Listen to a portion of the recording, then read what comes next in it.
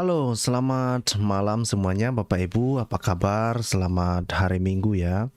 Jadi sebelum Bapak Ibu mau istirahat malam ini, kita akan melihat sebuah kisah dongeng ya. Kisah dongeng, saya tahu Bapak Ibu merindukan saya untuk berdongeng ya kan. Nah, tetapi ini informasi ini mungkin eh, dongeng-dongeng seperti ini ada pula Abdul di luar sana ya, ada pula Abdul di luar sana yang mereka percaya dongeng ini adalah sesuatu yang diwahyukan oleh Tuhan yang luar biasa begitu loh. Ngeri nih coy, ngeri. Nah, jadi kalau kita bayangkan ini, begitu banyaknya orang yang percaya tentang kisah ini, mereka pikir ini adalah kisah nyata gitu. Ngeri ini. Ya. Nah, jadi kita akan malam ini melihat ya, ini tentang kisah Seven Sleeper. Kenapa ini sebetulnya Kenapa ini sebetulnya saya mau membahas ini? Ini untuk merespon para polemikus Muslim ya, yang terus mengobok-obok Alkitab. Nah, ini salah satu adalah untuk merespon si Reski ya, yang mereka sering-sering sebut itu moreh ya. Saya ingatkan lagi ya, ini yang disampaikan oleh si Reski dan videonya itu masih ada ya, masih ada di internet ya, masih ada di luar sana, dibiarkan begitu saja. Dan dia menantang untuk melaporkan dia ketika dia mengatakan hal-hal yang berkaitan dengan Alkitab. Dia mengatakan bahwa Alkitab itu abal-abal, karya wartawan. Nah, ini saya akan tunjukkan deh videonya ya sama Bapak Ibu, dan itulah kenapa kita akan melihat nanti yang mana sebetulnya kitab abal-abal ini gitu ya. Nah, ini adalah pernyataan dia di dalam sebuah videonya. Mari kita dengarkan. Saya bertanggung jawab apa yang saya katakan. Jadi saya tidak memberikan tanggung jawab pada JCC ya. Saya Reski, CEO dari Lentera Rohani Institute. Saya bertanggung jawab pribadi terkait apa yang saya katakan ini pada malam kali ini.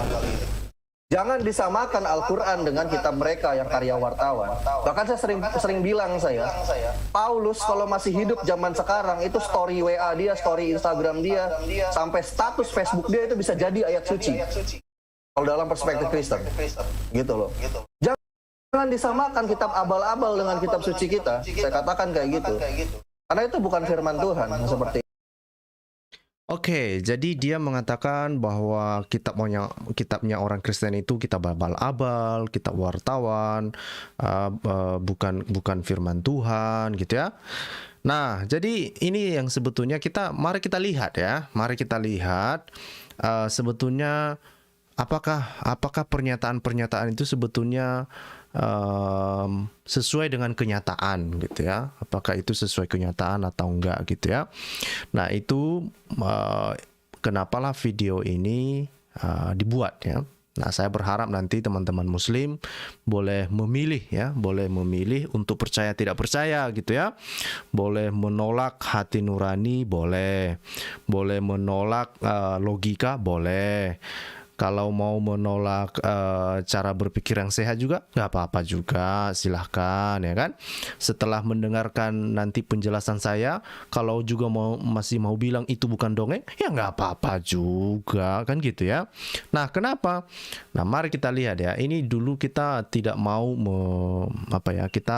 kita mulai dulu lah ya. Kita memulai dulu dongengnya dari mana ya. Kenapa ini dongeng ya? Bukan saya yang ngomong ini dongeng, tetapi para ilmuwan. Siapa? Para ilmuwan ya. Nah, kalau misalnya ini saya akan tunjukkan bukunya deh. Kalau nggak percaya, ini ada buku misalnya itu yang sebentar. Ini yang saya tunjukkan judul bukunya ya.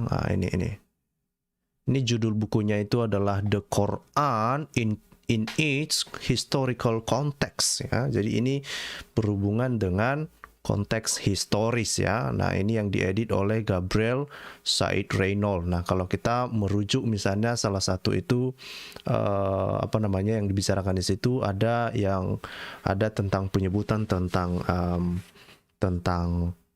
Seven Sleepers ya. Seven Sleepers atau di di dalam kitabnya orang tertentu di sana itu disebut sebagai apa tadi itu namanya? Ini saya cek dulu apa namanya itu disebut ya. Itu disebut sebagai Ashabul Kahfi ya, Ashabul Kahfi gitu ya. Nah, jadi Ashabul Kahfi ini rupanya di luar sana ya oleh para ilmuwan mengatakan itu adalah sebuah dongeng. Ya, ini kalau nggak percaya ini deh saya perbesar deh. Ya, ini saya perbesar. Kalau nggak percaya kalian jangan kalian tuduh saya aneh-aneh ya. Ini adalah sebuah artikel ilmiah. Ini bukan artikel yang sekedar ditulis yang ditulis oleh koran abal-abal, bukan. Nggak kayak gitu kita mainnya gitu ya. Nah, kalau kita perhatikan di sini, coba perhatikan ini saya geser dulu ini deh. Oke. Sabar dulu ya. Ini kalau kita perhatikan ini Oke. Ini disebutkan di sini bahwa The Legend of the Seven Sleeper. Nah, judulnya aja udah langsung dibilang ini legenda atau dongeng lah kira-kira. Kan gitu ya. Udah jelas-jelas dongeng ya. Nah, dan itu legenda tentang 7 pemuda yang tertidur ini sebetulnya itu banyak versinya ya, karena ditulis di dalam beberapa bahasa ya. Nanti kita lihat itu di dalam versi mana saja. Nah, nanti kita juga akan lihat ya. Kenapa ini dongeng ini sebetulnya berkembang, dari mana asalnya, mengapa itu disebut sebagai dongeng gitu ya, paralelnya terhadap Al-Quran itu apa, dan kenapa ada Abdul yang mempercayainya gitu ya, apa hubungannya dengan si Abdul gitu ya. Dan ini menarik gitu ya. Jadi perhatikan ya, bukan saya yang mengatakan ini dongeng, tetapi artikel-artikel para ilmuwan sudah sepakat lah ya kira-kira. Tidak ada yang mengatakan ini bukan sebuah dongeng lagi. Ini bukanlah sebuah kisah nyata. Tetapi sayangnya di luar sana ada yang percaya itu adalah sebuah histori, sebuah kisah nyata. Bahkan di luar sana ada yang percaya bahwa itu adalah salah satu tanda-tanda ketuhanan, tanda-tanda seorang Tuhan katanya coy. Ngeri nih ya. Legenda dianggap sebagai sesuatu kisah nyata coy. Makanya saya pikir ayo kita lihat ya kan, yang mana sebetulnya, apakah ini abal-abal atau bukan, kan gitu. Nah, jadi apa yang dikatakan di sini ya? Ini saya perbesar deh. Ya, saya perbesar. Oh, ini kelihatan. Biar nanti si Rizky juga membaca gitu ya. Nah, apa yang dikatakan di sini ya? Ini judulnya The Legend of the Seven Sleeper of Ephesus in Syriac and Arab Sources, a comparative study. Jadi ini dibandingkan sebetulnya, karena ini kan cerita ini kan sudah berkembang ya, dan sudah ada di dalam bahasa Yunani, ada di dalam bahasa Arab, ada juga di dalam bahasa Syriac ya. Nah, ternyata kalau kita baca di dalam artikel ini, ternyata teks ini awalnya dipercaya dari bahasa Syriac gitu ya. Nah, lucunya sebetulnya adalah banyak para peneliti mengatakan ya, ketika misalnya itu kalau dibaca di dalam Al-Quran ya, di dalam Al-Quran itu sendiri kan ada satu surah ya, dikasih judulnya Al-Kahf gitu ya, Al-Kahf gitu. Artinya bahwa memang Al-Quran memberikan sebuah keistimewaan terhadap kisah ini, dan itu kisahnya bukan hanya satu ayat, bukan hanya 2 ayat, itu panjang ceritanya. Nanti saya bacakan deh sama Bapak Ibu ya. Artinya di dalam dunia Islam pun ini adalah sesuatu yang luar biasa gitu ya. Mereka percaya ini adalah sebuah kisah nyata gitu ya. Tetapi apakah ini ketika diteliti-teliti apakah ini adalah kisah nyata? Rupanya dongeng gitu. Ini kata ilmuwan ini ya, bukan saya yang ngomong. Nah, gitu ya. Nah, jadi ini dikatakan ya, Bapak Ibu bisa membaca ini ya, di dalam bahasa Arab itu disebut ya Al-Kahf ya, atau Ashab Al-Kahf. Jadi bahkan di dalam Al-Quran ada yang disebut dengan surah Al-Kahf gitu kan. Nah, itu di surah 18 kan, namanya Al-Kahf gitu ya. Artinya bahwa kisah ini dipercaya nyata coy. Dipercaya ini wahyu dari Allah SWT coy. Ngeri nih, ngeri. Oke. Nah, jadi dibilang di sini. Nah, perhatikan di sini ya. Memang artikel ini mengatakan bahwa kisah ini ada di dalam tradisi kekristenan dan di dalam tradisi Muslim. Nah, jangan berpikir bahwa orang kekristenan itu percaya bahwa kisah ini nyata, bukan itu maksudnya, ya. Nah, di dalam kekristenan kalau kita baca-baca di sini bahwa di abad keempat atau sampai ke abad kelima banyak memang kisah ini berkembang di dalam komunitas Kristen. Ya, itu betul. Tetapi bukan dipercaya sebagai firman Tuhan. Orang Kristen tidak pernah menganggap cerita ini sebagai bagian dari firman Tuhan. Benar bahwa ini berkembang di kalangan Kristen. Lucunya, legenda yang berkembang di dalam kalangan kekristenan pada abad keempat dan kelima itu, ya kan? Dan ada ya di dalam Al-Quran, Allah SWT mengaku itu adalah tanda-tanda kebesarannya. Tanda-tanda kebesarannya, coy. Ini dongeng ini katanya Allah SWT mengatakan bahwa itu adalah tanda-tanda kebesarannya. Nggak percaya? Nanti saya bacakan deh sama kalian. Nggak percaya, ya kan? Nah, jadi ini kalau kita perhatikan. Nah, oke. Nah, kalau kita lanjutkan ya membacanya, misalnya dikatakan ya. Ini sebetulnya ini ketika saya mendengarkan CP dulu saya nggak ngerti ya, dan ternyata saya baru mengerti ketika ini saya baca dari cara pandangnya para peneliti ini. Nah, ternyata kisah ini kenapa sampai ada di dalam Al-Quran, ya kan? Nah, ini dikasih tahu bahwa pada masa itu katanya adalah orang-orang Yahudi, mungkin mereka mau mengetes-ngetes Muhammad, gitu ya. Mereka mau mengetes-ngetes Muhammad. Gimana mereka mengetes-ngetes Muhammad? Mereka tanya-tanya lah sama si Muhammad. Ceritakanlah dulu sama kita itu cerita tentang apa? Tentang Seven Sleeper. Padahal kalau, coba ya bayangkan ya, memang saya pikir lah orang-orang Yahudi ini memang itu orang jahil gue rasa ya. Memang jahil mereka sama Muhammad ini. Ini perhatikan ini ya, dibilang. The Muslim tradition maintain that one of the first Christian Jews asked Muhammad when he came to Medina concern exactly the seven sleeper. Jadi artinya ya ada 3 pertanyaan kan yang ditanyakan oleh orang Yahudi kepada Muhammad, ya kan. Ini kan sebetulnya kan orang Yahudi ini kan seringkali entah berbuat jahilnya mereka jahilinya Muhammad ini atau enggak kan. Mungkin mereka kerjain atau gimana. Karena kan Muhammad ngaku-ngaku nabi nih kan. Nah, mungkin jadi orang Yahudi tanya sama Muhammad ini. Nah, salah satu pertanyaan orang Yahudi ini mengatakan, ceritakan dulu sama kita ini cerita tentang 7 pemuda yang tertidur katanya. Gitu. Nah, jadi ini adalah salah satu pertanyaan. Jadi ternyata kisah di dalam Al-Quran itu muncul gara-gara pertanyaan orang Yahudi, gitu ya. Nah, terus dibilang di sini ya, finding the influence of the Jewish tradition of the emergence of Muslim version of the legend, however, seems unlikely. The text of Ibnu Abbas, a cousin of Muhammad, one of the exegetes of the Quran, shed some light on it. Nah, tetapi inilah dikatakan ya bahwa ini Ibnu Abbas dia menolak tentang pengaruh pengaruh orang-orang Yahudi itu, gitu ya. Justru Ibnu Abbas memberi penjelasan bahwa Al-Quran itu memiliki narasi sendiri. Nah, di dalam sebetulnya kalau di teks-teks sebelumnya itu jumlah ini kan ada yang berbicara tentang jumlah orang ya. Ini ada yang mengatakan ada 4 orang, 5 orang. Tetapi di dalam Al-Quran dikatakan kalau nggak salah 7 orang ya, dengan ada seekor anjing ya. Nah, ini nanti ada pembicaraan nanti ketika itu ditanya ya. Ketika Allah menceritakan ditanya, ada orang mengatakan 7 dan seekor anjing katanya kan.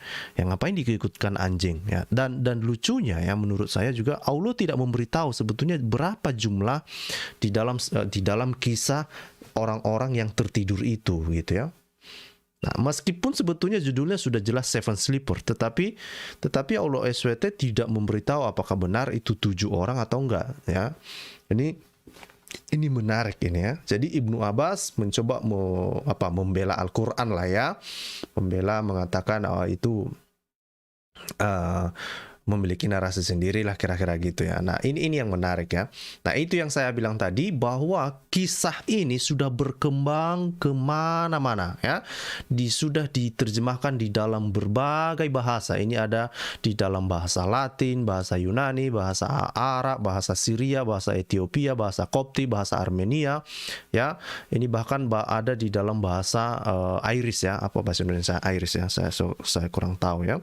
Nah, jadi ini sudah berkembang begitu luas lah ya, begitu luas, dan ini terutama berkembang pada abad keempat, abad kelima gitu ya. Nah, ada dua versi tentang dongeng ini ya.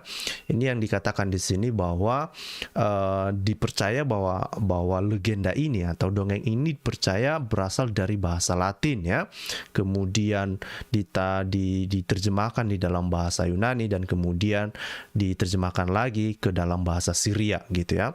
Nah, tetapi versi yang pertama ini kurang mendapat sambutan di tengah-tengah para ilmuwan ya. Mereka kurang yakin dengan hipotesa pertama itu. Nah, hipotesa kedua itu adalah mereka percaya ini berasal dari bahasa Yunani ya. Ini sudah dipresentasikan oleh Michael Jen ya. Dia yang membawa argumen seperti itu ya. Kemudian dari bahasa Yunani ini berkembang, kemudian masuklah diterjemahkan ke bahasa Syria gitu ya. Nah, jadi ada kesamaan ya, ujungnya menjadi bahasa Syria gitu ya. Nah, kemudian Irish itu Irlandia. Oh gitu. Terima kasih Pak Hendarto. Nah, terus ini ada yang hipotesa ketiga dibilang ya, bahwa dongeng ini memang munculnya itu memang dari Syria itu sendiri gitu ya. Jadi bukan dari bahasa Yunani, bukan diterjemahkan dari bahasa Yunani, tetapi memang itu asli dari Syria itu sendiri ya.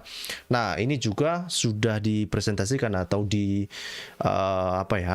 dipertahankan atau dipresentasikan oleh Noldik ini ya. Nah, kemudian dari bahasa Syria inilah justru yang berubah atau diterjemahkan ke dalam bahasa Yunani, kemudian diterjemahkan juga di dalam bahasa Latin ya, dengan versi-versi, karena ini kan versinya kan banyak, versinya, versi Latin, Yunani, Arabi, Syria, Ethiopia. Nah, semuanya ini adalah tidak mengubah situasi bahwa itu hanyalah sebuah dongeng gitu ya. Ini hanyalah sebuah dongeng ya. Nah, ini kalau kita baca di sini, ini dikasihlah kita penjelasan singkat bagaimanalah kisah ini muncul. Nah, ini dikatakan bahwa munculnya ini sebetulnya terutama pada abad kelima ya, pada abad kelima. Nah, ini berkembang lebih besarnya di abad kelima, tetapi itu sebetulnya sudah mulai berkembang pada pertengahan abad ketiga ya. Ya, ini dipercaya legenda yang berkembang pada abad kelima itu menceritakan tentang peristiwa pada pertengahan abad ketiga. Oke, saya ulangi ya. Jadi legenda atau dongeng yang berkembang pada abad kelima ini itu menceritakan sebuah peristiwa yang terjadi pada pertengahan abad ketiga. Peristiwa apakah itu? Ya, di dalam kisah ini diceritakan bahwa orang-orang Kristen pada pertengahan abad ketiga itu mengalami persekusi. Oke. Nah, itu ketika mereka mengalami persekusi itu di bawah pemerintahannya si Decius ini. Ya, ini namanya si Decius ya. Nah, kemudian ketika kenapa mereka mengalami persekusi? Karena melalui pemerintahan Decius ini orang Kristen itu yang percaya kepada Yesus itu disuruh untuk menyembah dewa-dewa. Gitu ya. Nah, ini adalah kisahnya ya, ini kisahnya. Nah, tetapi orang-orang Kristen ini ya terutama yang masuk di dalam kisah ini, mereka menolak untuk menyembah dewa-dewa itu gitu ya. Dan kemudian ketika mereka menolak, maka itu yang pemerintahnya itu marah gitu ya. pemerintahnya marah, dan kemudian karena dia marah, lalu dia bilang apa namanya, kepada orang-orang yang tidak mau menyembah itu, ya, dia bilang oke, kita akan ketemu di apa, pengadilan berikutnya, katanya gitu ya. Nah, jadi ini yang diceritakan. Nah, di dalam selama penantian untuk pengadilan kedua itu, ya, orang-orang yang terlibat ini ada sebetulnya disebutkan namanya. Saya sedang mencari nama-nama orang-orang itu, ya. Oke. Saya sedang mencari nama-nama orang itu. Sebentar ya. Wah, bukan di sini rupanya. Saya mencari dulu sebentar. Oke, tadi saya sudah menemukan siapa-siapa aja orangnya gitu ya. Wah, tetapi saya kehilangan teksnya rupanya. Oke. Nah, jadi orang-orang itu mereka berdoa lah ya, mereka berdoa dan kemudian mereka melarikan diri, ya, mereka melarikan diri, kemudian bersembunyi di dalam gua. Oke. Nah, karena mereka itu orang percaya, maka ketika mereka ada di dalam goa, mereka tertidur selama lebih dari 300 tahun. Ngeri coy, tertidur selama 300 tahun, maka mereka selamat dari ancaman si pemerintahan Roma tersebut. Nah, itulah kisahnya ya. Itu singkat cerita kisahnya seperti itu. Ya. Nah, kenapa ini menjadi sebuah kisah yang tidak dipercaya? Karena ketika ditelusuri ini para ilmuwan membuktikan bahwa itu hanya sekedar dongeng saja. Kenapa? Tidak bisa dibuktikan secara historis ya.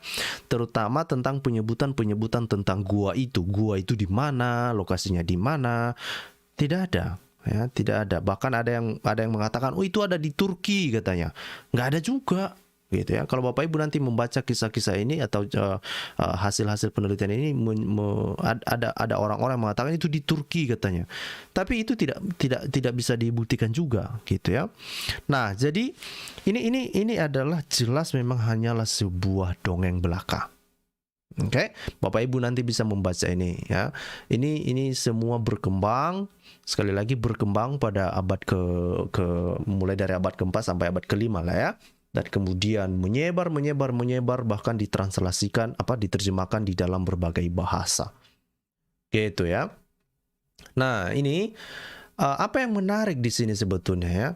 Kita sudah tahu ya, saya pikir kita tidak perlu berlama-lama bahwa ini adalah hanya sekedar sekedar dongeng belakang, tidak ada nilai historisnya. Ini bukan sebuah peristiwa sejarah, ya. Dan sudah banyak penelitian yang mengatakan demikian. Tetapi, ya, meskipun ini adalah hanya sebuah legenda, oke, meskipun ini hanyalah sebuah legenda, apa yang dikatakan oleh Al-Quran? Mari kita lihat seperti apa yang dikatakan oleh Al-Quran, ya kan? Al-Quran mengatakan, ini kalau misalnya kita baca di dalam surah Al-Kahf. Ini saya bilang tadi, ini surah Al-Kahf ini coy. Ya, dikhususkan satu surah untuk membahas ini. Ngeri nggak ini? Hah? Ngeri ini coy. Nah, perhatikan ini di sini, mulai dari ayat 9 lah ya. Dibilang di sini, atau kamu mengira bahwa orang-orang yang mendiami gua, ya, jadi itu orang-orang yang mendiami gua tadi itu ya, yang mempunyai rakim itu ya. Nah, sebetulnya kalau kita tanya sama Muslim kan, rakim itu apa? Nah, berbagai macam alasan mereka kasih penjelasan. Ada beberapa tafsir mengatakan rakim itu artinya tablet ya, ada batu tertulis ya. Itu berhubungan mungkin tablet yang mereka percaya itu tablet yang dirujuk yang diterima oleh Musa gitu ya. Itu banyak beberapa tafsir mengatakan demikian. Tetapi menariknya adalah seorang ahli dari Jerman, namanya itu Luxemburg, dia mengatakan bahwa itu bukanlah tablet ya, bukan tablet. Ini kenapa sebetulnya saya bilang itu. Ini kalau misalnya kalau kita lihat di dalam terjemahan, ini saya baca dulu ya. Atau kamu mengira bahwa orang-orang yang mendiami gua dan yang mempunyai rakim itu mereka termasuk tanda-tanda kekuasaan kami yang mengherankan. Nah, ini yang saya bilang tadi. Ini adalah tanda-tanda, artinya dongeng ini tanda-tanda kekuasaan Allah SWT, coy. Perhatikan ini. tanda-tanda kekuasaan Allah SWT. Ya, jangan kalian mengira ini bukan tanda-tanda Allah, tanda-tanda kekuasaan Allah SWT. Ini tanda-tanda kekuasaannya ini. Jangan kalian anggap sepele ini. Oke.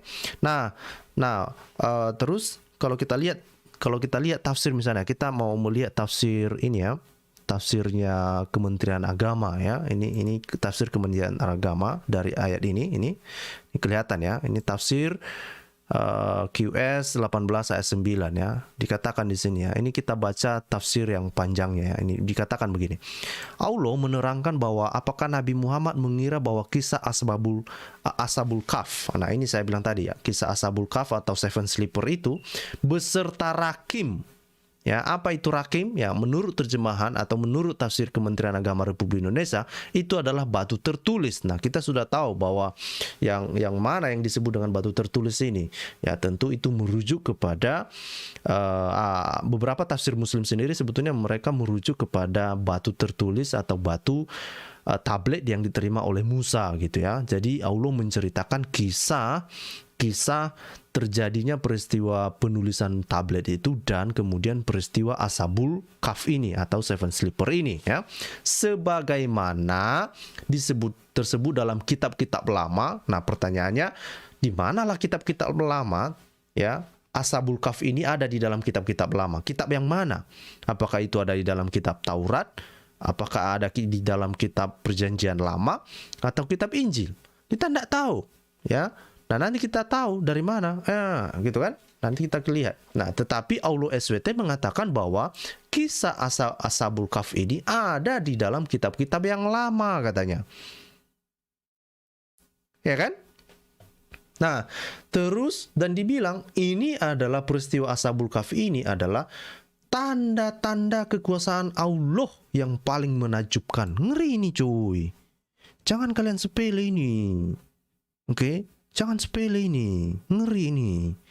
Nah, dibilang di sini ya, memang ini dibilang ini Kementerian Agama Republik Indonesia ini mulai ngeles dia. Memang jika dilihat peristiwa Ashabul Kahf ini berlawanan dengan hukum alam ya kan, akan tetapi, ini ada akan tetapinya di sini bro. Ya. Jika dibandingkan dengan berbagai kejadian pada tumbuh-tumbuhan, binatang-binatang, dan segala mineral yang merupakan perhiasan di atas bumi ini, maka kejadian ini memang menakjubkan, ya kan? Nyambung gak nyambung, pokoknya ini terjemahan ini, tafsir ini lanjutlah terus ya. Nah, terus dibilang ya, tujuannya adalah untuk menunjukkan kebesaran dan kekuasaan Allah, ya. Namun demikian, peristiwa Ashabul Kahf itu bukan satu-satunya tanda kekuasaan Allah, tetapi hanya sebagian kecil dari bukti keagungannya. Nah, saya berharap teman-teman Muslim silakan membantah ini. Ya, silakan membantah para ilmuwan-ilmuwan yang mengatakan bahwa cerita Ashabul atau kisah Ashabul Kahf ini bukanlah kisah dongeng. Silakanlah. Karena sudah banyak sekarang penelitian yang mengatakan bahwa itu adalah sebuah kisah dongeng gitu. Ya, kamu tidak perlu marah sama saya, kamu tidak perlu marah-marah sama orang-orang Kristen yang mengatakan itu adalah kisah dongeng. Enggak, bukan itu, ya. Ini bukanlah cerita baru, ini sudah menjadi kisah yang lama, ya. Dan bahkan kisah ini sudah dikenal pada abad ke-4, ya, abad ke-4, abad ke-5 gitu ya. Nah, ini yang saya bilang, teman-teman Muslim, ayo dong, ya. Kalau kamu mau menolak akal sehat, ya nggak apa-apa juga. Kalau kamu mau menolak logika, nggak apa-apa juga. Kalau kamu percaya bahwa ini adalah kisah Ashabul Kahf ini adalah tanda-tanda kekuasaan Allah SWT, ya nggak apa-apa juga. Nggak apa-apa. Oke? Nah, terus dibilang ya, sekiranya para ulama agama lain merasa kagum dan terpesona oleh peristiwa tersebut, maka Rasulullah dan umatnya seharusnya lebih terpesona lagi oleh berbagai fenomena alam semesta dengan segala keajaiban. Entah apalah bla bla bla bla yang ini kan dikarang lantas semua, panjang kali ceritanya ini semua kan.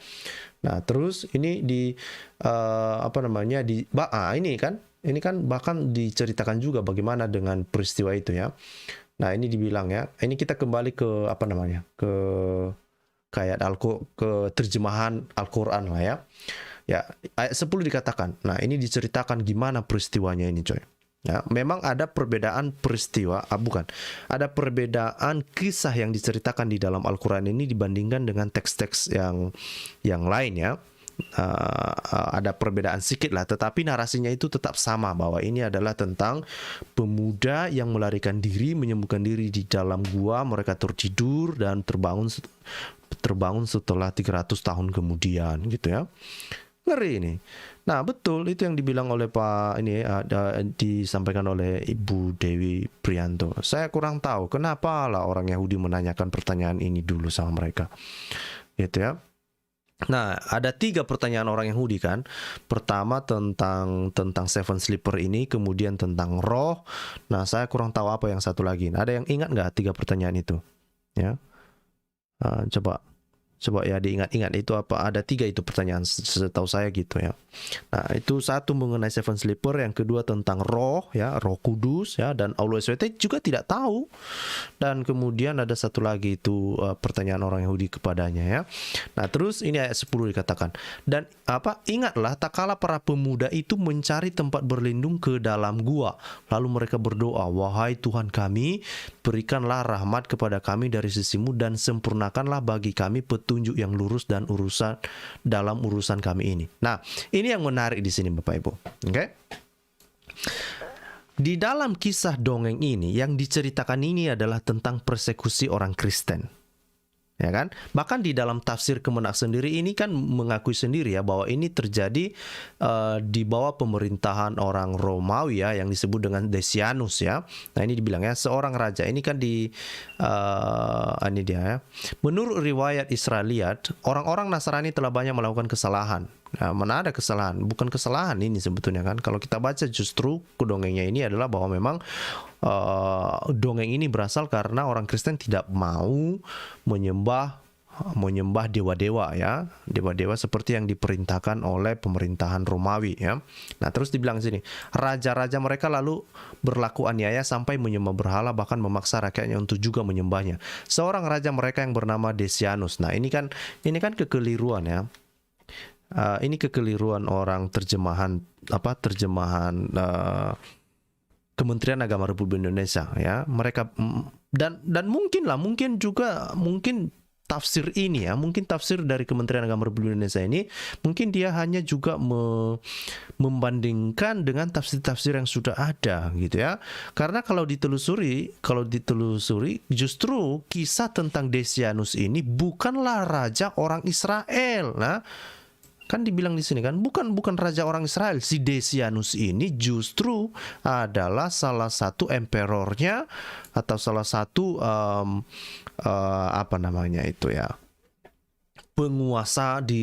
penguasa Roma lah kira-kira gitu ya. Jadi ini kisah ini saja sudah gimana ya?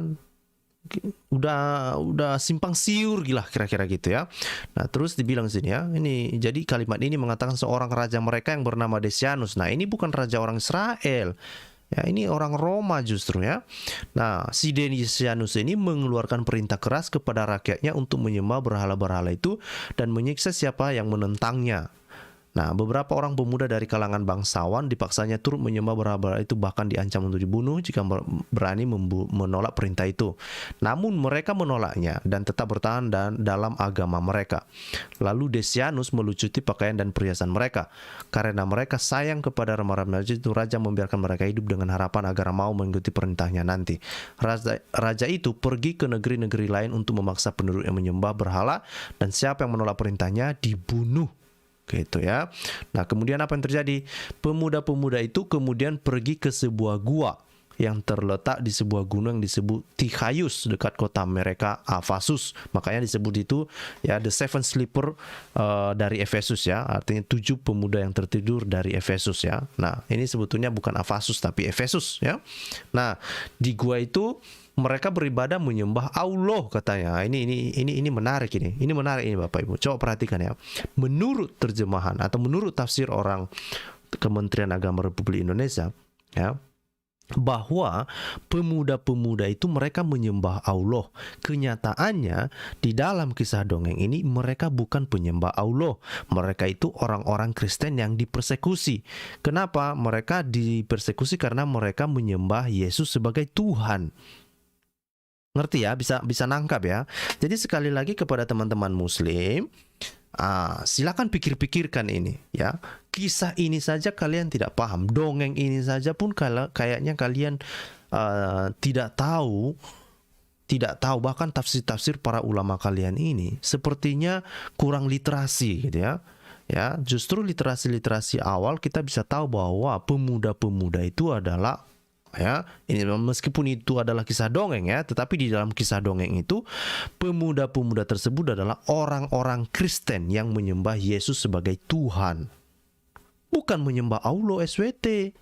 Nah, lucunya bahwa yang terjadi pada pemuda-pemuda itu, Allah SWT mengaku-ngaku, dia bilang itu adalah tanda-tanda kekuasaannya gitu. Ya, meskipun itu dongeng, tapi Allah SWT mengaku itu tanda-tanda kekuasaannya.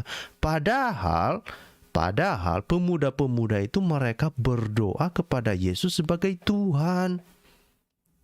Ya kan? Ngeri ini. Oke? Ngeri. Ini apa yang disampaikan oleh Laskar FPI ini? Bilang dari tadi saya screenshot dulu apa ini komentar dari Laskar FPI ini. Apa ini maksudnya?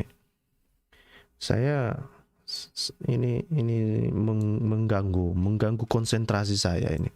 Ini apa sebetulnya? Ini komentar dari Laskar FPI. Seandainya cerita Sinterklas sudah ada sebelum Al-Quran dibuat, saya hakul yakin cerita Sinterklas ini juga masuk Al-Quran. Ya bisa saja sih. Ya bisa saja. Ya. Nah, tetapi kan orang Muslim ya, mereka jangankan masalah Sinterklas, Natal aja pun mereka nggak mau gitu. Mereka nggak mau mengucapkan selamat Natal, apalagi masalah Sinterklas. Mereka hubung-hubungkan itu berhubungan dengan praktik paganisme lah. Padahal coba ya pikirkan ya, ini Sinterklasnya itu orangnya itu kan menyebarkan kebaikan gitu ya.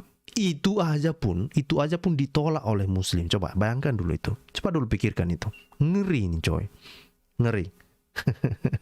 Ini jalan sempit langsung ngantuk dia mendengarkan dongeng saya. Waduh, ini dongeng ini jangan kalian pikir dongeng ini bukan tanda-tanda kekuasaan Allah SWT loh. Ini penting ini. Jangan sepele kalian. Jangan pula ngantuk kalian mendengarkan ini coy. Oke? Nah, terus dibilang di sini, sekiranya diserang oleh Raja Decianus dan dibunuh, maka mereka mati dalam ketaatan. Jumlah mereka 7 orang di tengah perjalanan ke ini saya kurang tahu kenapa ya. Kenapa tafsir Kementerian Agama Republik Indonesia begitu yakin bahwa jumlah mereka itu ada 7 orang?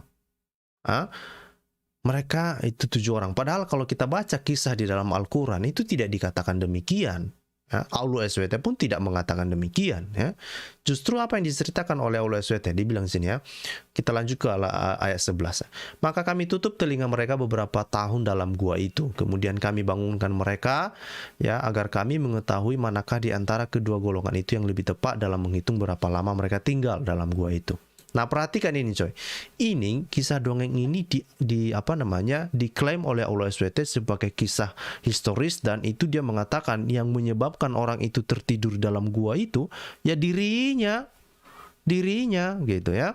Nah, terus dibilang sini ya. Terus Allah SWT ini mengisahkan kepada Muhammad ya, kami kisahkan kepadamu Muhammad cerita ini dengan benar. Perhatikan ini. Oke? Jadi Allah SWT mengatakan ini benar. Jangan salah ini coy. Ya, jangan salah. Ini benar ini. Ini menurut Allah SWT benar ini kisahnya ini. Oke? Nah, terus dibilang ya, sesungguhnya mereka adalah pemuda-pemuda yang beriman kepada Tuhan mereka. Nah, ini beriman kepada Tuhan mereka. Nah, kalau kita ingat ya, kisah dongeng itu, siapa Tuhan orang-orang pemuda itu? Yesus. Mereka mengaku Yesus sebagai Tuhan. Nah, lucunya Allah SWT ngaku-ngaku, dia bilang saya yang melakukan itu katanya. Coba dulu, gimana ini? Gimana ini? Oke? Dan dibilang Allah SWT mengatakan dan kami tambah pula untuk mereka petunjuk ya. Terus dibilang, dan kami meneguhkan hati mereka di waktu mereka berdiri, lalu mereka pun berkata, Tuhan kami adalah Tuhan seluruh langit dan bumi, kami sekali-sekali tidak menyuruh Tuhan selain Dia. Sesungguhnya kami kalau demikian telah mengucapkan perkataan yang amat jauh dari kebenaran ya. Kaum kami ini telah menjadi selain Dia sebagai Tuhan-Tuhan untuk disembah. Mengapa mereka tidak menggunakan bla bla bla bla bla 16? Dan apabila kamu meninggalkan mereka dan apa bla bla bla. Ini saya mau mencari tentang jumlah mereka ini, gitu ya.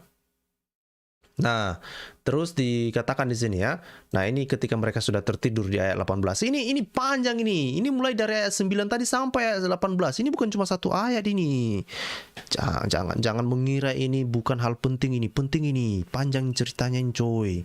Ya, sampai Allah SWT menghabiskan waktunya untuk menceritakan kisah yang benar ini, gitu ya. Ini menurut Allah SWT bukan dongeng. Ya, ini bukan dongeng ini, kata Allah SWT itu. Ya. Nah, terus dibilang, dan kamu mengira mereka itu bangun padahal mereka tertidur, mereka tidur, dan kami balik-balikkan mereka ke kanan dan ke kiri ya, sedang anjing mereka mengulurkan kedua lengannya di muka pintu gua. Nah, ada anjing di situ, coy. Ya. Jangan kalian pikir ini kucing ya. Jangan kalian pikir ini kucing, ini anjing. Ya, ini anjing nih. Nah, dan jika kamu menyaksikan mereka, tentulah kamu akan berpaling dari mereka dengan melarikan diri, dan tentulah hati kamu akan dipenuhi oleh ketakutan mereka. Ya. Nah, terus ini di sini diceritakan tentang jumlah mereka ini, ya. Dan demikianlah kami bangunkan mereka agar mereka saling bertanya di antara mereka sendiri. Nah, ternyata tujuannya Allah SWT membangunkan mereka itu supaya mereka bertanya-tanya, coy. Ini kalimatnya ini begini, coba. Dan demikianlah kami bangunkan mereka agar mereka saling bertanya di antara mereka sendiri. Gitu. Itu tujuan rupanya kenapa Allah SWT membangunkan mereka, supaya mereka bingung gitu ya. Supaya mereka bingung gitu. Gitu. Jangan kalian ketawa, ini bukan dongeng ini. Kalau Allah SWT mengatakan ini bukan dongeng, coy. Ya, kalau orang ilmuwan mengatakan ini dongeng. Nah, Allah SWT mengatakan ini bukan dongeng gitu. Karena Allah SWT sendiri yang melakukan ini, coy. Hah? Nah, terus dibilang ya, berkatalah salah seorang di antara mereka, sudah berapa lamakah kamu berada di sini? Mereka menjawab, kita berada di sini sehari atau setengah hari. Woi, ngeri, coy. Ya, berkata yang lain lagi, Tuhan kamu lebih mengetahui berapa lamanya kamu berada di sini. Maka suruhlah salah seorang di antara kamu untuk pergi ke kota untuk membawa uang perakmu ini, dan hendaklah dia melihat manakah makanan yang lebih baik. Nah, di dalam kisah yang berbahasa Syria itu, atau berbahasa Latin ataupun berbahasa Yunani, itu diceritakan bahwa pemuda-pemuda itu mereka membawa beberapa perak ya, mereka membawa beberapa uang juga bersama mereka ketika mereka melarikan diri. Nah, ternyata Allah SWT juga mengkonfirmasi itu. Dia mengatakan bahwa kisah ini juga pemuda-pemuda itu membawa bekal mereka ya, mereka membawa uang ya, uang perak ya. Nah, kemudian maka hendaklah ia membawa makanan itu untukmu, dan hendaklah ia berlaku lemah lembut, dan janganlah sekali-sekali menceritakan halmu kepada seorang pun ya. Nah, bla bla bla. Ini nah ya. Kemudian ayat 20 ini panjang nih ceritanya, coy. Ya. Nah, terus di ayat 22 ini ya, sampai ayat 22 diceritakan tentang jumlah mereka. Nah, ini yang saya pertanyakan tadi tentang tafsir di Kementerian Agama Republik Indonesia. Mereka mengapa Kemenak itu begitu sangat yakin bahwa jumlah mereka itu adalah 7 orang gitu ya. Sementara di dalam Al-Quran sendiri itu tidak jelas gitu ya. Ini kalau nggak percaya bacalah ini.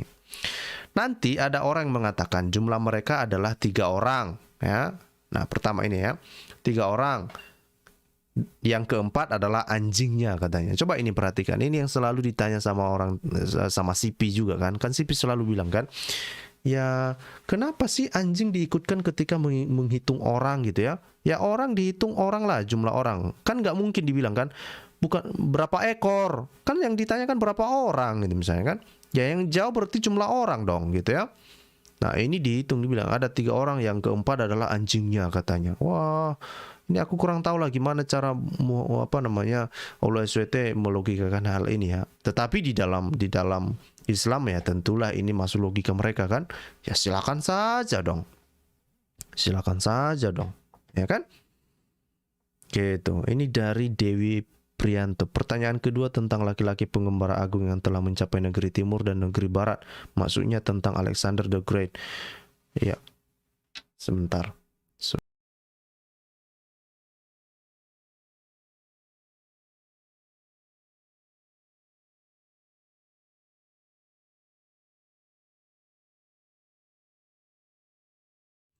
Oke, saya tadi barusan minum ya. Nah, ini kan kalian membiarkan saya sakit kerongkongan saya untuk berdongeng sama kalian. Ngeri kalian ini ya, tega sekali kalian. Nah, terus dibilang di sini ya, dibilang adalah 3 orang, yang keempat adalah anjingnya, dan yang lain mengatakan jumlah mereka adalah 5 orang, yang keenam adalah anjingnya, ya kan? Nah, sebagai terkaan terhadap barang yang gaib, dan yang lain mengatakan jumlah mereka 7 orang, yang kedelapan adalah anjingnya, ya. Nah, katakanlah Tuhanku lebih mengetahui jumlah mereka, tidak ada orang yang mengetahui bilangan mereka kecuali sedikit. Nah, pertanyaannya kenapa tafsir Kementerian Agama Republik Indonesia begitu yakinnya mengatakan jumlah mereka 7 orang? Ini sok-sokan ya kan? Padahal yang mengetahui itu ya mereka sendiri gitu ya. Yang mengetahui itu cuma Allah SWT, Allahu alam gitu. Mana sih? Ini coba perhatikan ya. Nah, katakanlah Tuhanku lebih mengetahui jumlah mereka, tidak ada orang mengetahui bilangan mereka kecuali sedikit. Karena itu janganlah kamu Muhammad bertengkar tentang hal mereka. Nah, perhatikan bahwa bahkan Muhammad sendiri pun ya diperintahkan jangan, nggak usah kau ambil urusan jumlah mereka itu gitu ya. Kepada Muhammad saja pun nggak dikasih tahu berapa jumlah mereka. Justru Muhammad disuruh nggak usah terlalu ambil pusing terhadap jumlah mereka itu, ya. Kemudian dibilang kecuali pertengkaran lahir saja, dan jangan kamu menanyakan tentang mereka, pemuda-pemuda itu, kepada seorang pun di antara mereka, gitu ya. Dan dibilang di sini, ini ada kisah selanjutnya 23-24 ya. Ini kisah ini berbeda lagi nanti kalau kita lihat itu ya. Nah terus kalau kita lihat di sini sekali lagi justru ya, tafsir Kementerian Agama Republik Indonesia begitu yakin mengatakan, oh jumlah mereka itu 7 orang gitu ya. Ya, di tengah perjalanan ke gua mereka bertemu seorang penggembala dengan seekor anjing yang kemudian ikut bersama mereka. Ini dari mana ini semua ini? Tafsir dari mana ini? Al-Quran tidak mengatakan demikian kok.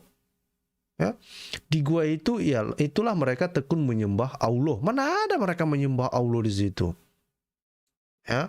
Justru kalau kisah itu kalau kita baca di dalam teksnya Syria atau teksnya Latin atau teks Yunani ya, itu diceritakan mereka menyembah Yesus ya, mereka mengakui Yesus sebagai Tuhan gitu ya.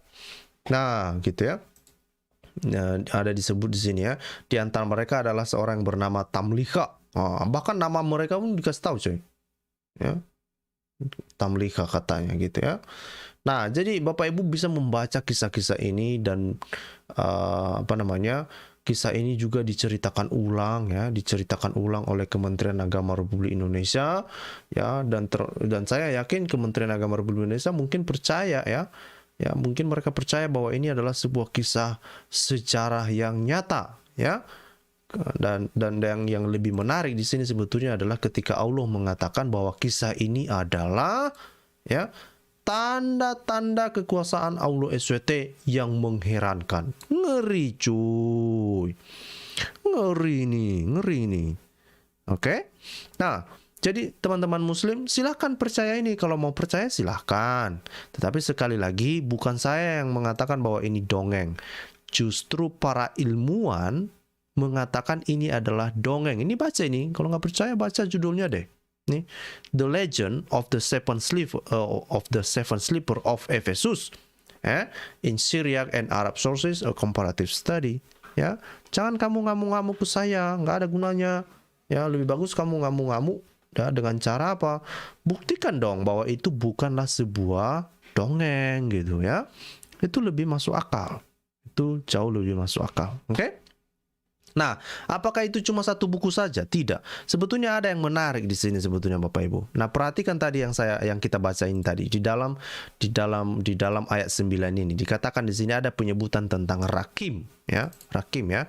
Banyak orang muslim mengatakan itu adalah tablet gitu ya. Nah, kalau apa namanya sama seperti terjemahan tafsir dari Kementerian Agama Republik Indonesia tadi itu mengatakan bahwa itu adalah batu tertulis atau tablet ya. Tetapi ada satu ilmuwan yang bernama Lusenberg ya, orang Jerman, dia mengatakan itu bukan tablet. Itu orang-orang Islam atau penulis Quran salah mengartikan, karena itu kan teksnya kan berbahasa Syria awalnya kan, karena kisah ini kan di dalam bahasa Syria. Nah, ketika ini masuk di dalam komunitas Islam ya, dan mereka adopsi lah ini ya. Ini saya hanya menyampaikan seperti yang dikatakan oleh Lusenberg ya. Jadi Lusenberg percaya bahwa banyak kisah-kisah di luar Islam ini yang diadopsi di dalam kitab sucinya orang Islam ini gitu ya. Dan itu mayoritas itu berasal dari bahasa-bahasa Siro-Aramaik ya, bahasa Syria gitu ya, ataupun bahasa Aram ya, atau itulah makanya Lusenberg itu mengatakan ini Al-Quran itu bukan murni bahasa Arab, itu adalah semi ya, atau campuran lah kira-kira gitu. Jadi tidak benar ketika orang mengatakan Al-Quran itu murni bahasa Arab ya. Ilmuwan mengatakan oh tidak demikian. Ya, misalnya salah satu contohnya itu adalah tentang kata Quran itu sendiri ya. Karena di dalam kitab suci Al-Quran kan Allah SWT seringkali juga menyebutkan tentang Al-Quran itu sendiri ya. Nah, kata Al-Quran itu sendiri atau Quran itu sendiri bukan bahasa Arab, justru itu dari bahasa Siro-Aram ya, Siro-Aramaik ya, Kerian, itu kata dasarnya Kerian ya. Nah itu beberapa waktu yang lalu saya sudah pernah mempresentasikan datanya gitu ya. Nah, apa yang menarik di sini, apa yang dikatakan oleh Lusenberg ini saya akan kasih tunjuk ya. Ini adalah situs yang dimiliki oleh ini saya perbesar ya, Lusenberg. Ini kelihatan ini kan? Ini Lusenberg tesis. Jadi tesisnya si Lusenberg ya. Nah, kita langsung ke yang terkait dengan Rakim tadi itu ya. Nah, Rakim ini dibilang, ini judulnya, perhatikan ini judulnya, Seven Sleeper ya. Jadi di dalam kisah Seven Sleeper itu ya, terkait di dalam surah mulai dari ayat 9 sampai 26 ada penyebutan tentang Rakim ya, Al-Rakim ya. Muslim mengatakan itu adalah tablet atau inskripsi ya. Nah, tetapi apakah seperti itu yang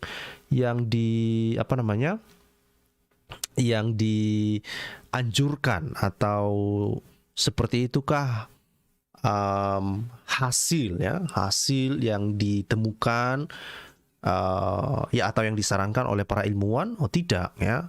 Beberapa ilmuwan mengatakan justru Al-Rakim itu merujuk kepada tempat, dan bahkan ada yang mengatakan itu bukan inskripsi. Mungkin itu adalah nama dari Decius itu sendiri ya. Ini kan di dalam tafsir Kemenak tadi itu kan disebutkan tentang Decius ya, ini Decianus ya. Ini kelihatan ya. Nah, ini saya perbesar deh. Nah, ini kan ada disebutkan di sini Decianus ya. Nah, ternyata menurut para ilmuwan ya, ada yang mengatakan bahwa Al-Rakim itu adalah merujuk kepada nama Decius itu gitu ya, dibilang di sini ya.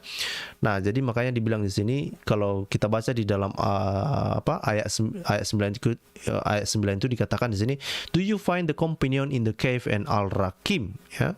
Jadi mereka menerjemahkan ini sekali lagi itu sebagai inskripsi ya, so wondrous ya. Nah, ternyata sekali lagi ada beberapa peneliti menganjurkan itu justru nama si Decianus tadi itu ya, itu Decius ya di sini. Kurang besar ya, saya perbesar deh. Ini cuma segini besarnya coy. Oh ini dia, mantap nih, mantap. Jadi ini ya nama Decius ini ya. Kenapa mereka mengatakan bahwa itu Al-Rakim ini merujuk kepada nama si Decius itu? Karena mereka mengatakan bahwa perhatikan ini kata ini ya. Dakis ini di dalam bahasa Ibrani, dan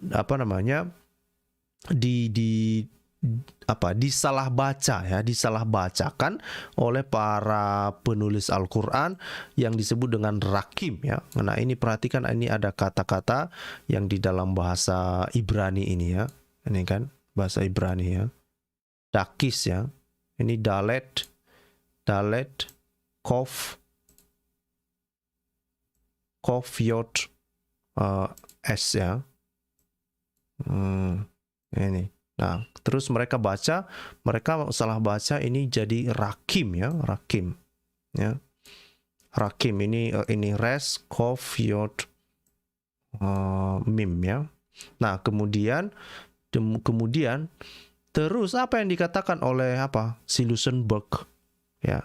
Lusenberg mengatakan, oh bukan, itu bukan, Al-Rakim itu bukanlah nama si Decianus tadi, juga bukanlah inskripsi itu.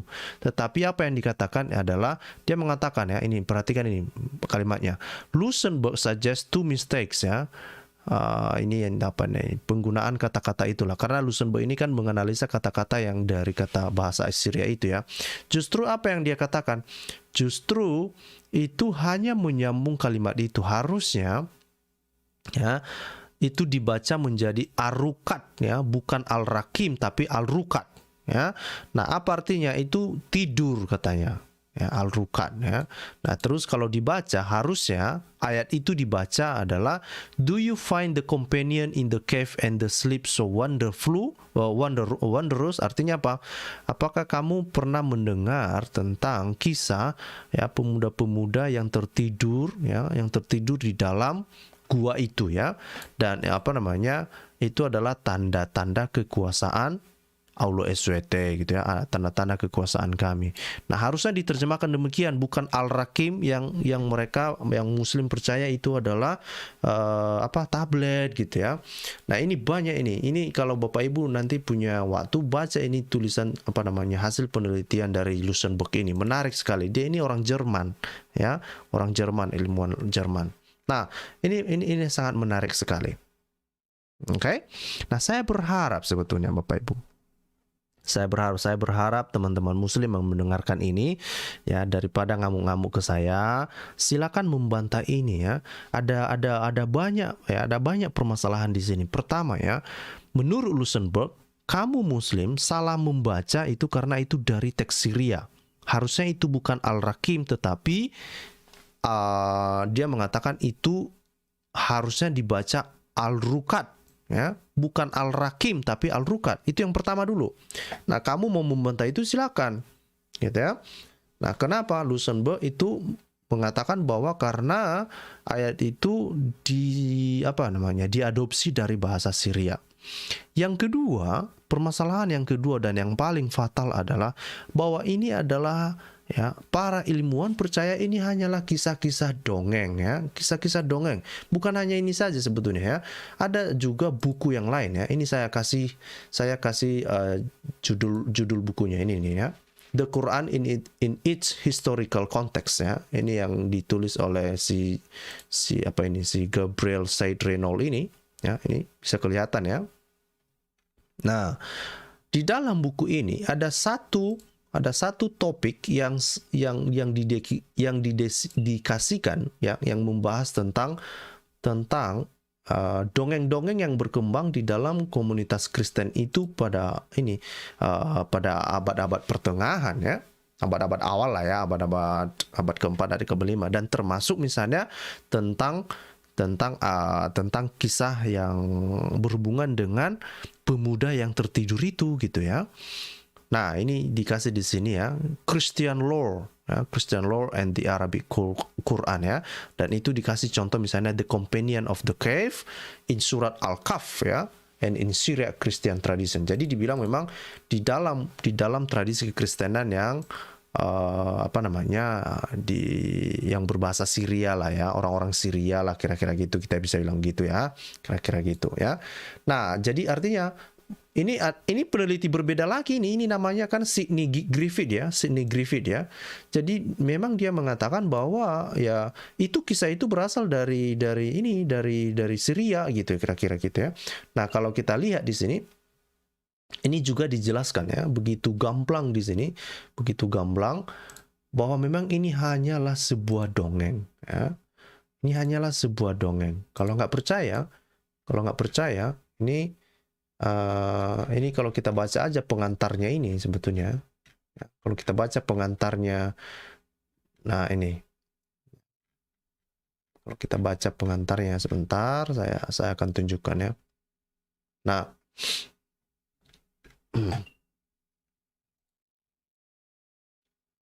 nah ini ya, perhatikan ya, para ilmuwan begitu begitu pedenya ya, begitu pede dan begitu sangat percaya diri mengatakan ini hanyalah sebuah dongeng. Perhatikan ini mereka bilang nih, the legend of the companion of the cave, or ini kan menarik ini coy ya, nih the legend, saya perbesar deh biar muslim bisa baca. Ini kan tujuannya kan teman-teman muslim. Kalau orang Kristen mah ini kan bukan tidak ada di dalam kitab sucinya orang Kristen. Memang itu ada masa di mana hal ini berkembang di tengah-tengah komunitas Kristen ya. Tetapi ya itu nggak ada lagi orang Kristen percaya ini bahwa ini adalah kisah nyata ya.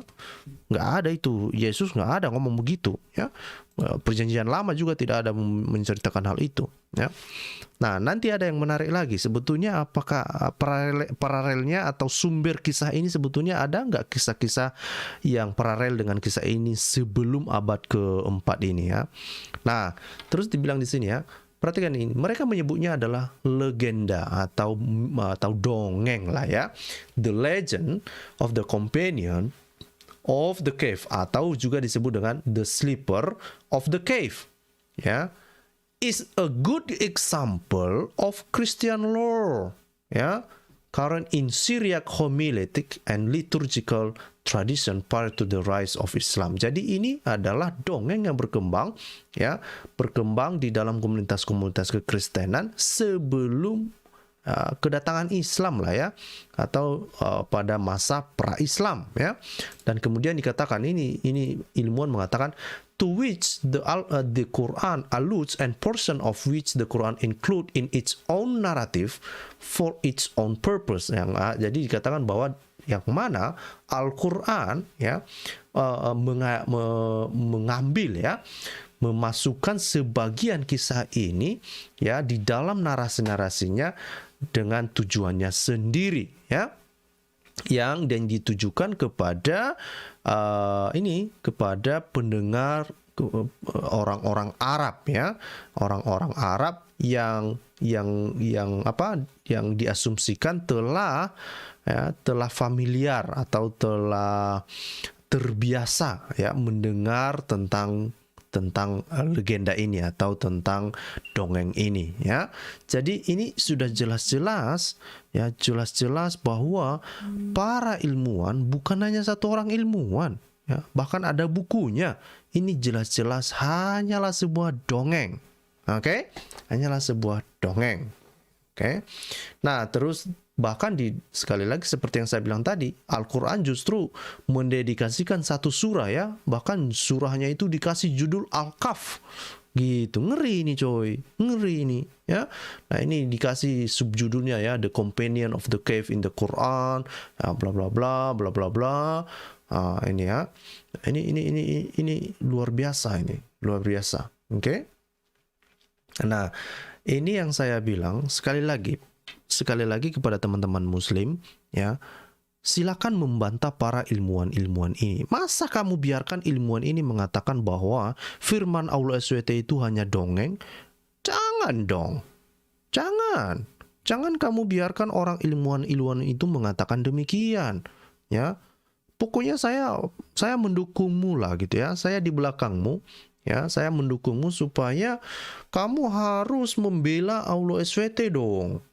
Ya, jangan mereka suka-sukanya mengatakan ini kisah dongeng. Ini bukan kisah dongeng ini. Jangan begitu. Kamu harus pertahankan itu dong. Kamu bilang sama para peneliti itu, kamu salah gitu. Tapi jangan kamu bilang kamu salah tapi kamu nggak bisa membuktikan mereka mana salahnya juga. Itu namanya omong kosong gitu ya. Ya, kamu buktikan mereka salah ketika mereka menceritakan, ketika mereka memberitahu bahwa ini adalah hanya sebuah dongeng gitu ya. Nah, jadi nanti biar muslim paham, silakan baca bukunya. Ini judulnya ya, The Quran and in its historical context. Nah, ini saya aja mendapatkan banyak referensi ya, bukan hanya itu ya. Saya juga mendapatkan referensi yang lain. Misalnya ini ya, nih. Ini ilmuwan yang berbeda lagi ini. Ini berbeda lagi ini. Nama ilmuannya ini Evelyn Birch-Fitch ya. Evelyn Birch-Fitch. Kayaknya ini orang Belanda ya. Ini sepertinya ada bau-bau Belandanya kayaknya. Nah, jadi sekali lagi bahwa ini hanya dianggap sebagai apa? Sebagai dongeng juga. Gitu. Tega banget sih orang-orang ilmuwan ini mengatakan ini cuma dongeng.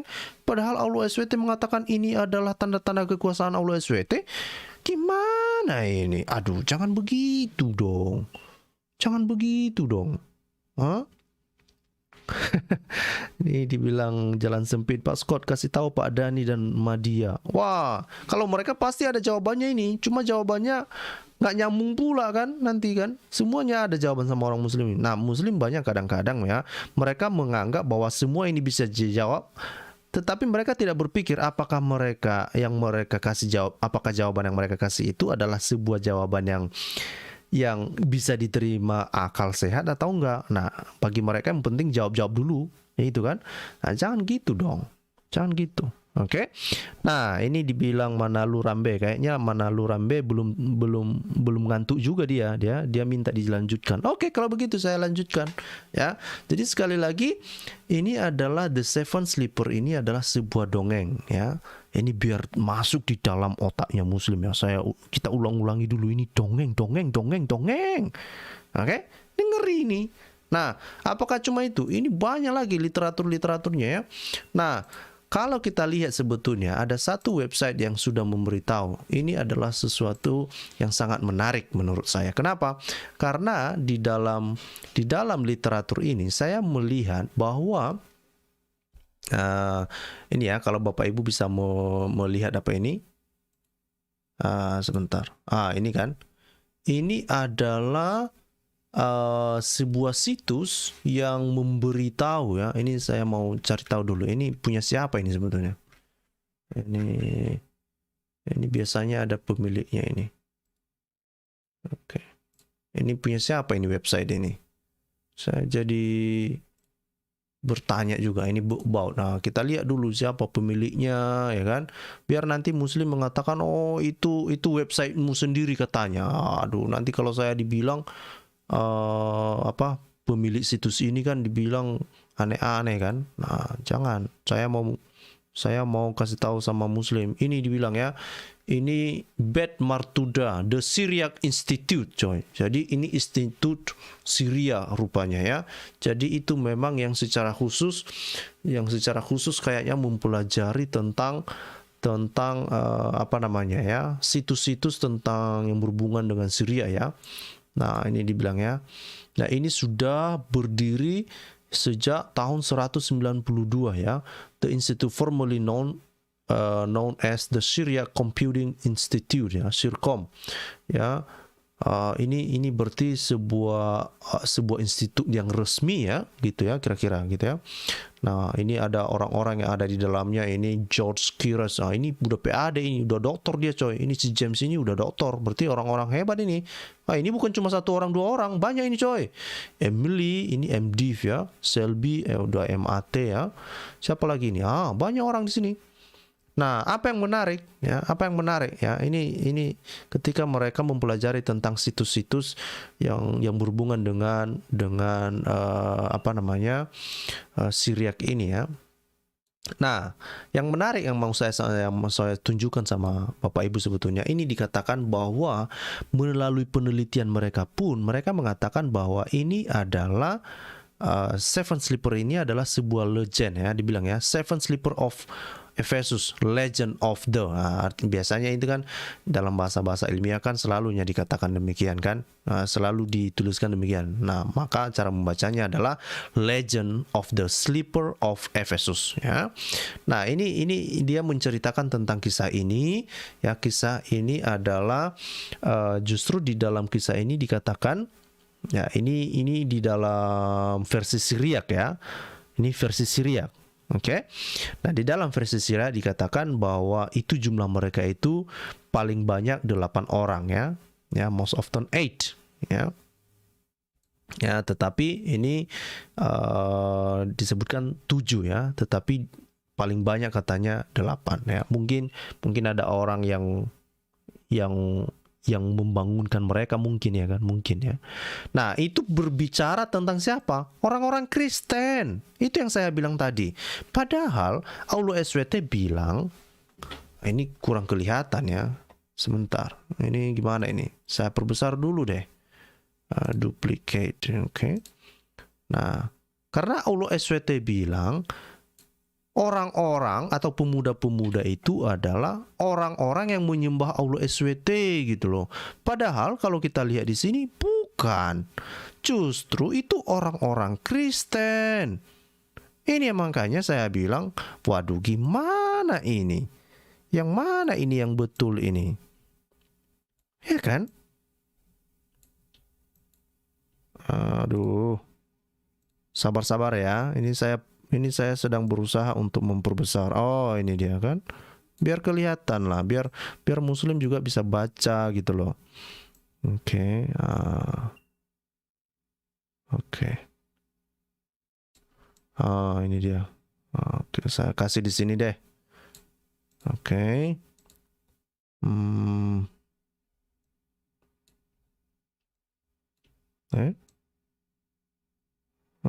Oke, sabar ya. Oke. Oh, ternyata sampai di situ saja rupanya. Oke. Jadi kelihatan ya. Saya pikir ini sudah cukup lah ya. Udah kelihatan besar atau masih kurang besar? Oke, saya perbesar. Biar muslim bisa paham lah. Apa yang kita bicarakan ini biar mereka paham. Ini dia. Nah, ini karena institut ini secara khusus mempelajari tentang situs-situs atau inskripsi atau teks-teks manuskrip yang berhubungan dengan Syria ini ya.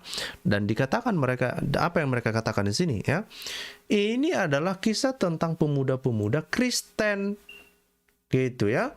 Pemuda-pemuda Kristen yang mengalami persekusi ya, persekusi yang dilakukan oleh pemerintahan Roma di bawah pemerintahan Decianus tadi gitu ya, Decius ya, di mana itu di pertengahan abad ketiga ya, yang mana mereka menolak untuk menyembah berhala-berhala pagan.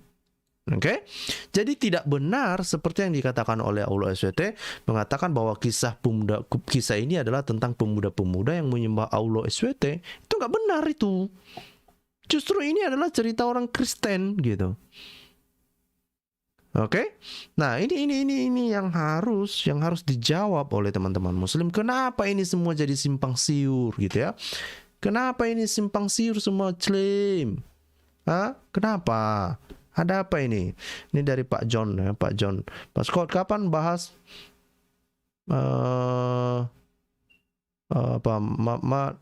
otot menantu dan mengentuk babu? Itu sudah kita bahas ya Pak John. Udah berkali-kali itu kita bahas. Dan nanti kalau si Reski nggak tobat-tobat juga, atau manajem Ali tidak tobat-tobat juga membahas-bahas ke kita, nah kita akan promosikan tentang Muhammad gitu ya. Kita promosikan Muhammad ketika dia ketika Allah mengawinkan dia dengan Zainab, ketika Allah memfasilitasi penghalalan Maria Kipti kepadanya. Nah, itu nanti kita akan bahas ya di lain waktu. Oke? Jangan buru-buru. Kita satu-satu aja, satu-satu ya. Kalau mereka terus begitu sama iman kekristenan ya oke. Ya, oke. Kita akan kasih mereka kejutan-kejutan lah ya. Tenang saja, oke. Kita akan kasih mereka tuh kejutan-kejutan. Oke? Ini menarik ini ya. Selama mereka begitu-begitu ya oke lah. Ini yang dibilang oleh Dewi Perianto. Ya, ini yang dibilang oleh Dewi Perianto. Dibilang Dewi Perianto, semua gara-gara Yahudi yang menyuruh pengikutnya Muhammad untuk menanyakan 3 pertanyaan tersebut, dan salah satunya tentang kisah pemuda yang tertidur dalam gua, dan ternyata Muhammad terjebak dengan dan dengan memasukkannya ke dalam Al-Quran. Ya, itulah saya juga gimana lah aku bilang ya. Aduh, saya pikir ini sudah menjawab sebetulnya ya. Saya pikir gitu. Memang tega sekali memang orang Yahudi menjebak Muhammad lah. Ya, mereka dan lucunya kalau kita baca sebetulnya kisah itu kan, karena kalau kita baca setelah Muhammad menjawab, kalau kita baca di hadis kan, sorry ya, kalau kita baca di hadis, setelah Muhammad menjawab pertanyaan orang Yahudi ini, dan orang Yahudi mengatakan kepada Muhammad, wah kamu hebat, katanya kamu luar biasa. Nah, ketika saya membaca itu kan, memang orang Yahudi ini kan memang sengaja kayaknya mereka menjerumuskan Muhammad. Itu seakan-akan bilang, waduh, oke, udah kena satu katanya, udah kena dia katanya, udah terjerat dia ya. dan setelah dia menceritakan itu, ternyata mungkin si Muhammad percaya diri dia dengan apa yang diceritakannya. Mungkin ada sahabat-sahabat Muhammad kan mencatat semua apa yang disampaikan Muhammad, ya kan? Atau sahabat-sahabat Muhammad menghafal semua apa yang disampaikan oleh Muhammad. Jadilah Al-Quran. Apa lagi? Ya kan? Padahal saya yakin ini keyakinan saya ya. Yahudi, orang-orang Yahudi pasti sudah tahu itu cuma dongeng itu. Ya kan? Nah, oke, kita lanjut dulu. Ya, ada poin yang sebetulnya yang mau saya sampaikan di sini, di apa nih, dari situs ini, oke? Nah, kisah ini diceritakan begini-begini ya. Sekali lagi bahwa kisah ini tentang pemuda Kristen yang dipersekusi. Nah, apa yang sebetulnya yang menarik di sini ya? Kisah ini sebetulnya bukan hanya berkembang, atau paralel kisah ini sebetulnya ya bukan hanya ditemukan pada abad ke-5 ke-6 itu ya. Tetapi sebetulnya juga bisa ditemukan ini saya perbesar, ini saya blok ini. Nah, dikatakan di sini, the legend of the sleeper of Ephesus developed the old topic of a long sleep, which can be found already in the rest of the word of Jeremiah. Ya, jadi dikatakan di sini bahwa ada kisah yang mirip sebetulnya, atau kisah pemuda yang tertidur ini sebetulnya itu dikembangkan dari kisah yang sudah ada sebelumnya, yang ada di dalam kisah yang disebut dengan Rest of the Word of Jeremiah gitu ya. Nah, kapan ini ada? Itu kemungkinan besar itu dituliskan pada abad kedua ya, berkembang pada abad kedua. Kemudian juga itu terdapat di dalam Talmud katanya. Di dalam Talmud apa? Babylonian Talmud, dan itu diperkirakan juga pada abad kedua juga. Jadi kisah-kisah yang mirip atau kisah-kisah yang paralel bukan hanya di dalam kisah yang ada di dalam bahasa Syria itu. Ya, justru itu dipercaya, orang-orang ini mengatakan dipercaya berkembang atau dikembangkan dari kisah yang sudah ada sebelumnya gitu. Oke? Nah, jadi ini menarik ini Bapak Ibu. Jadi kalau kita lihat di sini ya, the legend was originally it seems composed in Greek. Jadi justru orang ini percaya bahwa legenda ini awalnya itu berkembang atau dituliskan di dalam bahasa Yunani awalnya ya. Kemudian it soon became quite popular and was translated in a number of languages, dan kemudian ya menjadi berkembang ya, makin terkenal, kemudian diterjemahkan di dalam berbagai bahasa termasuk bahasa Latin, kemudian bahkan ada dalam bahasa Prancis ya, itu di abad ke-13 juga sampai situ ya. Bahkan di gereja timur di dalam bahasa Syriak ya, itu yang tadi kita bicarakan ya, itu yang berkembang pada abad ke-4, abad ke-5 itu kan. Kemudian ada juga diterjemahkan dalam bahasa Armenia, Koptik, Arab, Ethiopia, kemudian Sogdian. Nah, ini bahasa Sogdian juga ya. Nah, kemudian itu masuk juga di dalam lingkungannya orang-orang Islam ya, yang bisa kita lihat di dalam surah Al-Kahf tadi itu yang mereka bilang ya. Nah, ini menarik ini, oke? Nah, jadi memang ya ketika legenda ini berkembang, nah, sekali lagi pertanyaannya, mengapa? Nah, ini pertanyaan terakhir dari saya ya. Mengapa Aulo SWT mengatakan bahwa ini adalah kisah yang benar-benar terjadi dan mengatakan kisah ini yang terlibat di dalam kisah ini adalah Aulo SWT, dialah yang membolak-balikan badan orang itu ketika mereka tertidur di dalam gua, dan Aulo SWT mengatakan bahwa pemuda-pemuda itu mereka menyembah dirinya, mereka menyembah Aulo SWT. Sementara kisah yang kalau kita lihat justru pemuda-pemuda itu adalah orang-orang Kristen yang dipersekusi, dan itu bukanlah sebuah kisah yang nyata. Itu hanya sebuah dongeng doang. Nah, pertanyaannya kenapa Aulo SWT ya, dan kenapa Al-Qur'an menuliskan mengatakan itu adalah pewahyuan gitu ya. Itu adalah wahyu Aulo SWT gitu. Saya menunggu teman-teman muslim memberi jawaban ini. Ya, kemarin ketika saya bertanya kepada si Tryon Slayer lah ya, karena saya kemarin malam terlibat di dalam sebuah perdebatan ya di channelnya FIC ya. Jadi saya ada dikasih kesempatan bertanya 2 menit ya. Dan saya tanya, ini ada banyak ini dongeng-dongeng yang paralel yang ada di dalam Al-Quran.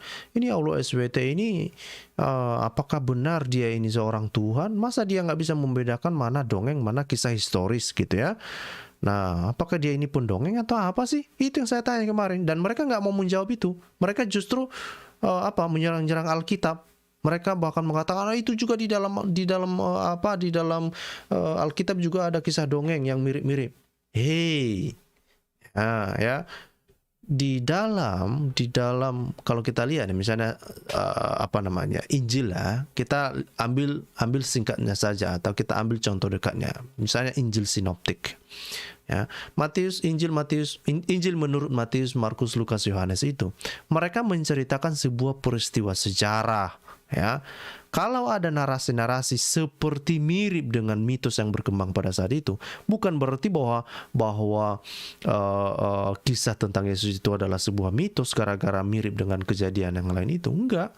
Karena mereka menceritakan peristiwa sejarah tentang Yesus, tentang pengajaran Yesus. Dan Yesus itu bukanlah mitos.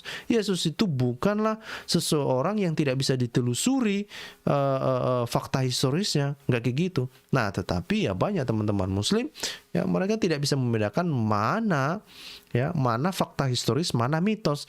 Bahkan kemarin si Tryon Slayer itu membandingkan tentang kisah Yesus tentang apa? Tentang kisah mitosnya Osiris ya. Bapak Ibu tahu ya kisah Osiris. Nah, itu kita tidak perlu bahas hari ini itu ya. Nah, sebetulnya itu adalah tuduhan-tuduhan yang sangat basi. Nah, sekali lagi untuk menjawab pertanyaan-pertanyaan itu sebenarnya sederhana. Baik itu namanya Osiris, mitos itu namanya aja mitos. Ya, Osiris katanya itu mirip dengan keyakinan orang Kristen, dan itulah makanya banyak orang Muslim menuduh ini orang Kristen ini paganisme katanya. Nah, tetapi apa bedanya? Kenapa itu gampang untuk dibantah? Karena semua itu hanya mitos. Tidak ada yang mengetahui kapan lahirnya Osiris atau Osiris punya anak misalnya. Kapan, di mana tempatnya, gimana sejarahnya. Ya, apakah itu ditulis di dalam sejarah dunia ini, di dalam sejarah peradaban manusia? Nggak ada itu. Semua cuma mitos. Tetapi Yesus tidak demikian. Bukan hanya orang Kristen yang mencatat tentang Yesus. Orang-orang non-Muslim pun itu mencatat tentang Yesus. Jadi Muslim ini kadang-kadang mereka susah membedakan mana mitos ya, mana yang benar-benar fakta sejarah. Dan itu tidak menjadi sebuah keheranan bagi saya. Karena kalau kita lihat kisah ini, bagaimana Aulo SWT memandang ini adalah sebuah kebenaran, padahal ini adalah kisah yang sudah berkembang di tengah-tengah Kristen, dan itu bukanlah kisah yang fakta, ini hanyalah sebuah dongeng. Tetapi Aulo SWT mengklaim ini adalah sebuah fakta sejarah. Nah, ini kan menarik ya. Nah, itu sajalah dari saya. Ya, ini yang saya pikir, biarlah ini PR ini dikerjakan oleh teman-teman Muslim. Ya, saya berharap Bapak Ibu juga menyampaikan informasi ini kepada para polemikus Muslim. Ya. Menjawab pertanyaan-pertanyaan kita, mengapa ya kisah-kisah dongeng ini ada paralelnya di dalam Al-Quran, mengapa? Ada apa ini? Hah? Kenapa Paulus SWT mengatakan bahwa kisah Seven Sleeper itu atau kisah pemuda yang tertidur itu adalah tanda-tanda kekuasaannya, tanda-tanda kekuasaan Allah SWT? Dari mana itu? Masuk akal dari mana ini semua? Coba dulu dijelaskan ke kita, kan kira-kira gitu toh. Nah, itu saja dari saya. Ini ada permintaan dari Pak Sempit. Besok live lagi ya Pak Sokot. Saya usahakan ya Pak. Mudah-mudahan lah ya saya ada waktu juga. Oke, karena besok saya ada eksperimen juga. Oke. Nah, itu saja dari saya. Ini masih hari Sabtu ya. Saya pikir tadi hari Minggu. Waduh. Ini gara-gara dongeng ini. Saya pikir hari ini hari Minggu loh. Pokoknya ini hari Sabtu. Waduh. Nah, itu sajalah dari saya Bapak Ibu. Sampai jumpa di topik-topik berikut ya. Tuhan Yesus memberkati dan selalu ingat pesan saya bahwa Yesus adalah Tuhan, Tuhan kita Allah Tritunggal, yang lain itu niru-niru. Nah, itu saja dari saya. Terima kasih sudah bersama-sama dengan saya. Ya, sampai jumpa, selamat beristirahat, menikmati kebersamaan bersama dengan keluarga dan pakailah helm saat berkendara ya. Tetap selamat. Hahaha. Bye bye. Tuhan Yesus memberkati.